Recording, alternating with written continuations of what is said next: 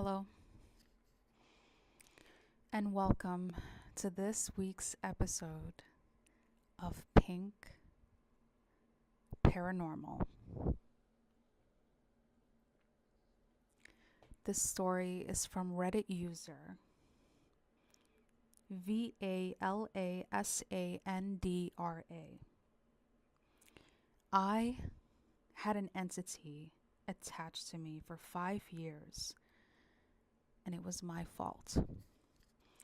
After reading a recent thread here on Real Experiences, I decided that it is time for me to finally write this in case it is helpful to anyone experiencing something similar.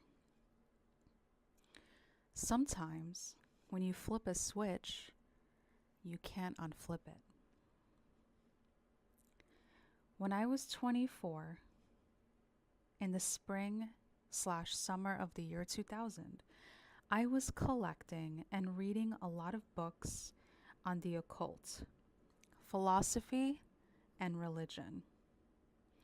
I don't know why, I was just drawn to it, and the local used bookstore was, probably still is, full of that stuff. I read everything I could get my hands on. Based on some common themes among the material I read, I started trying to manifest things in my life with pure intention. And this became a habit over a few months. One morning, while I was having coffee with a friend, she drew something on a napkin and pushed it across the table to me.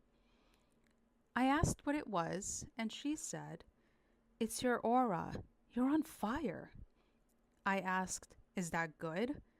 She said, "I'm not sure. This is just what I see." So I asked her if she saw these a lot, and she said, "Yeah, sometimes, but not like this." I thought, okay, weird, but that it is just her thing, not mine.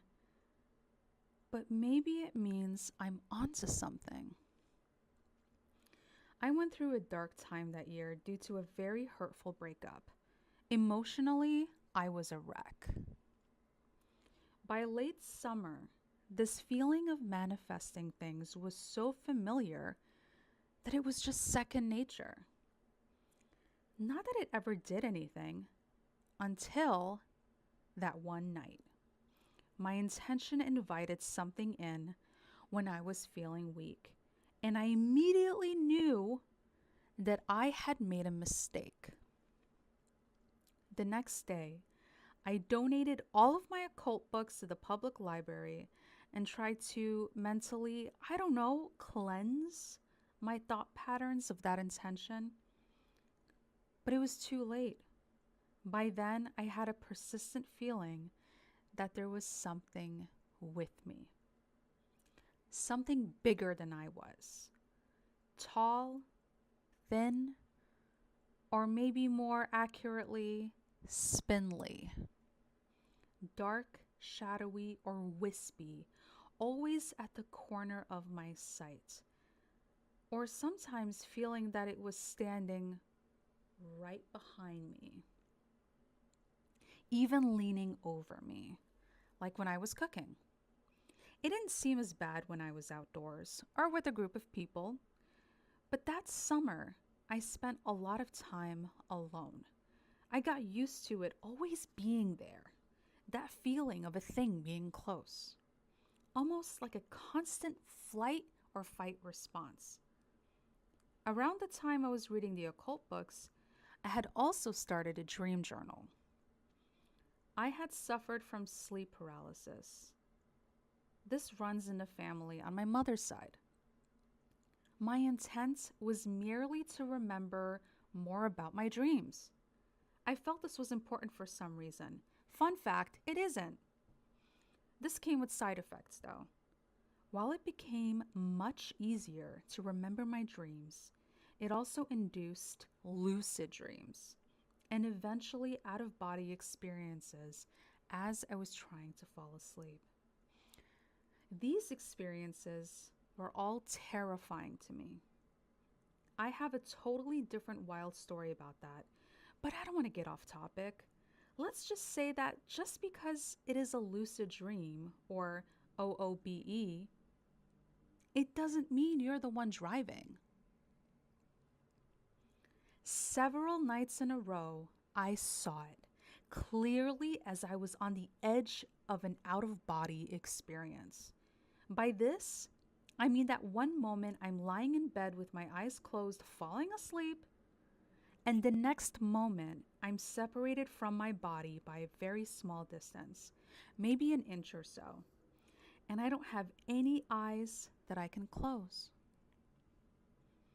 And so I see it there, above me, a pitch black, somewhat shiny thing coalescing from, I don't know if tendrils is the right word, maybe threads, strands, that's the word.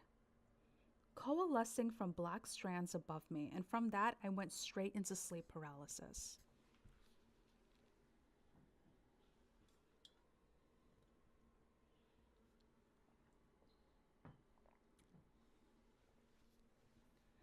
For 3 nights in a row, this happened. Same experience, repeated, to the point that I didn't want to sleep. But of course, I could only put sleep off for so long. Working 2 part-time jobs and trying to get to classes in the morning. But that third night, something different happened.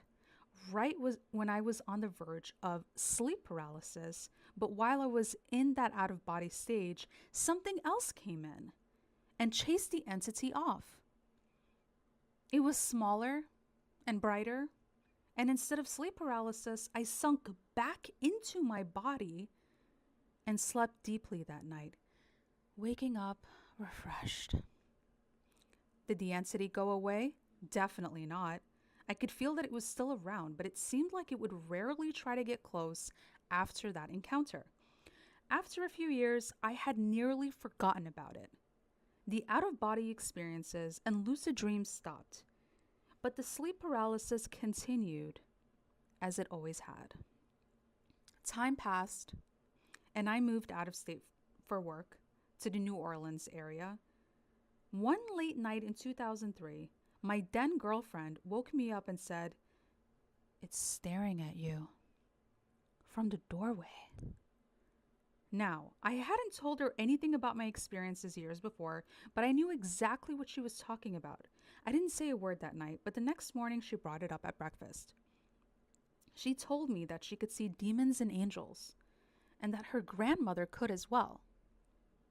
She made it clear that by demons and angels, she didn't necessarily mean in the Christian sense. Her family's religion was some mix of Christianity, maybe Catholic, and I don't want to say voodoo, but that is just the closest label that comes to mind. Now that I think about it, I wonder if it even had a name, some family folk religion or something. Anyway, she pressed me about why that one thing was following me around. And so I told her my story. She then demanded that I see her mom so she could perform some sort of ritual on me with an old book. Not a Bible, but something equivalent for them. I declined the offer. And suddenly, I was single again. A few more years passed, a number of traumatic events occurred in my life, and I fell into a deep depression. I moved back to the Midwest and started seeking again, but differently this time. Through a series of random events, I ended up participating in a really intense week-long retreat hosted by an Indigenous group in Ontario. The format was based on coming-of-age ceremonies and included a full week of fasting challenges, a lot of purification or cleansing rituals, culminating with a sweat lodge and feast. I was all in, mentally, spiritually, emotionally. It was a grueling but rewarding experience. At the end of the week, when I exited the sweat lodge, an elder put a hand on my shoulder and asked me to sit on a rock This was a fully nude retreat, and I was literally covered with mud and dirt by this point. But that is beside the point, and I don't know why I'm telling you this. And handed me a bottle of water. He asked, "How do you feel?" I said, "I think I almost died in there." He nodded. "Yeah, I think you did too. You're weak now. That's why I want you to sit here and rest. There was something feeding on you. Probably been there a long time. That's why you feel weak. But you're lighter now. It's gone now." He motioned with his hand like a bird flying off. This is why we call on the spirits of our grandfathers to watch over us and protect us from harm. A few minutes of idle chit chat, and then, feeling better now, I nodded. Then he smiled. "Let's go eat." And I did feel lighter. Ever since then, that feeling of something dark hanging around me has been gone. That retreat spurred a spiritual awakening in me. And although I hadn't participated in anything quite like that since then, I did turn my mental, physical, and spiritual health around with therapy, a gym routine, distance running, healthy diet, and yoga. And of course, since I couldn't help myself, I dabbled in every form of yoga I could find an instructor for, including Kundalini, which opened up yet another terrifying spiritual experience. But that is another story altogether with a similar morale.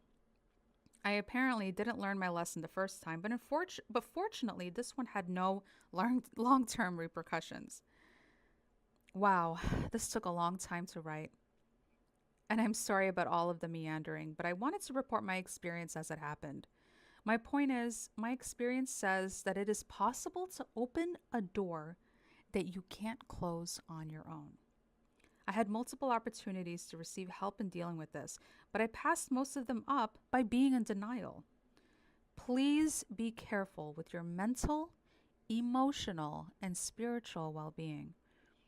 To this day, I still keep white sage on hand for when I feel like I need to cleanse my house or myself. Although I only felt that I really needed it one other time since then. Just a few disclaimers. I live on land that was ceded by coercive means from the Anishinaabe. I have no indigenous heritage, and although I do my best to be careful about cultural appropriation, I don't always know exactly where that line is. The retreat I went to was fully licensed from, endorsed by, and facilitated by a First Nations tribe. I did my best to describe it faithfully, but it was nearly 20 years ago. My memory isn't perfect, and by that time, I left that sweat lodge. I was in an altered state of mind, so I paraphrased to the best of my recollection. The sage I use at home is either bought from vendors at local powwows or grown in my herb garden.